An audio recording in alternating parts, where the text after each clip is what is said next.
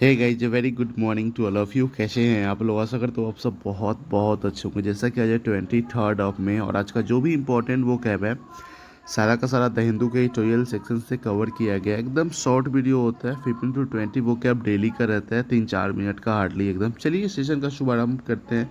सबसे पहला जो यहाँ पे एक ईडियम है, अंडर द एजिस ऑफ, जिसका मतलब होता है with a protection and the support of the particular organisation, या फिर किसी खास लोगों का जो अगर समर्थन रहता है ना, ठीक है, तो उसके लिए इसका यूज होता है। ठीक है, नेक्स्ट यहाँ पे कंटेंटेंट जो है ना, एक एडजेक्टिव है जिसका मतलब होता है बहुत ही ज़्यादा हैप्पी, या फिर किसी चीज़ से अगर आप सेटिस्फाई है ना, खुश है ना, उसके लिए इसका यूज़ होता है। जैसे बोलते हैं the baby gave a contented chuckle, इस तरह से सेंटेंस भी हम बना सकते हैं। क्वेस्ट जो है ना बहुत बार यूज में आने वाला वर्ड है, नाउन है, जिसका मतलब होता है long search for something that is difficult to find, मतलब किसी लंबे समय तक ना किसी चीज़ का खोज जारी रखने के लिए इसका यूज होता है। ठीक है, और जिसको खोजना बहुत ज़्यादा मुश्किल होता है, जैसे द क्वेस्ट फॉर हैप्पीनेस, कोई खुशी के तलाश में, कोई ज्ञान के तलाश में, कोई कुछ के तलाश में एकदम निकल जाता है। एक्सप्लॉयटेशन जो है ना एक नाउन है जिसका मतलब शोषण दोहन जो करते नहीं, कहते उसका बहुत वहाँ पे शोषण हो रहा है एकदम। जैसे बोलते हैं ना, they are making you work 7 days in a week, अगर आप 7 दिन सप्ताह में काम कर रहे हैं तो डेट्स एक्सप्लॉयटेशन। तो ये क्या है? एक तरह से शोषण ही तो है, दोहन ही तो है ना। प्रीरोगेटिव जो है ना एक नाउन है जिसका मतलब होता है स्पेशल राइट दैट समबडी या समथिंग है, मतलब कोई खास तरह का जो अधिकार रहता है, जैसे कुछ करवाने का, चेंज करवाने का। जैसे यहाँ पे सेंटेंस से सब क्लियर हो जाए, जैसे क्या कहा जा रहा है, it is the prime minister prerogative to fix the date of election, मतलब ये प्रधानमंत्री का ही तो अधिकार है ना कि इलेक्शन का डेट फिक्स करना एकदम, है ना। डिसिमिनेट जो है ना एक वर्ब है जिसका मतलब होता है प्रचार प्रसार करना, फैलाना, जो इन्फॉर्मेशन है ना उसको एकदम फैला देना एकदम, है ना, जितना लोगों से लोग मतलब पॉसिबल हो सकता है। जैसे बोलते हैं the findings of the research have been widely disseminated, इस तरह से सेंटेंस में बना सकते हैं। इनविसेज जो है ना एक वर्ब है जिसका मतलब होता है इमेजिन करते हैं, फ्यूचर के बारे को लेकर के ना, कि फ्यूचर के बारे में सोचते हैं ना, उसको लेकर के इसका यूज होता है। बहुत ज़्यादा बार रिपीट होने वाला वर्ड है। I don't envisage any problems with this, है ना, सेंटेंस में बना सकते हैं। गाइस अगर सेशन अच्छा लग रहा है तो जरूर इसको शेयर करें। चैनल पर पहली बार तो आप सपोर्ट कर सकते हैं चैनल को सब्सक्राइब करके। ऑर्डिनेंस जो है ना एक नाउन है जिसका मतलब होता है खास नहीं, ऑर्डिनेंस पारित हुआ है, नहीं सुनते एकदम, मतलब नियम होता है, कोई ऑर्डर होता है जो कि गवर्नमेंट के द्वारा बनाया जाता है। ठीक है, उसके लिए इसका यूज। ठीक है, उसके बाद है नेक्स्ट है यहाँ पे कन्फ्लिक्ट, है ना।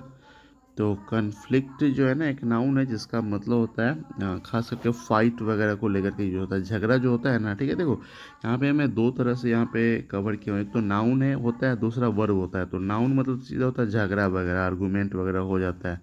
देखो तो इसका सेंटेंस कैसे बन सकता है, many women have to cope with the conflict between, देखो यहाँ पे नाउन के रूप में यूज हुआ है, लेकिन जब वर्ब के रूप में यूज होता है तो उसका मतलब होता है वही झगड़ा करना, सिंपल। जैसे यहाँ पे the statement of the two witness conflict, तरह से सेंटेंस भी बना सकते हैं। पर्टिनेंट जो है ना एक एडजेक्टिव है जिसका मतलब होता है क्लोजली कनेक्ट रहता है ना किसी चीज़ से एकदम, है ना, और उसको लेकर के यहाँ पे पर्टिनेंट का यूज होता है। ठीक है, नेक्स्ट है जैसे यहाँ पे एग्जिजेंसी जो है ना एक नाउन है जिसका मतलब होता है कि an urgent need and demand for something that must dealt with without any delay, मतलब किसी चीज़ का अगर अर्जेंट डिमांड आ जाता है ना जो कि बिना देर किए हुए ही उसको मिलना चाहिए एकदम, है ना, जैसे उसके लिए एग्जिजेंसी का यूज होता है।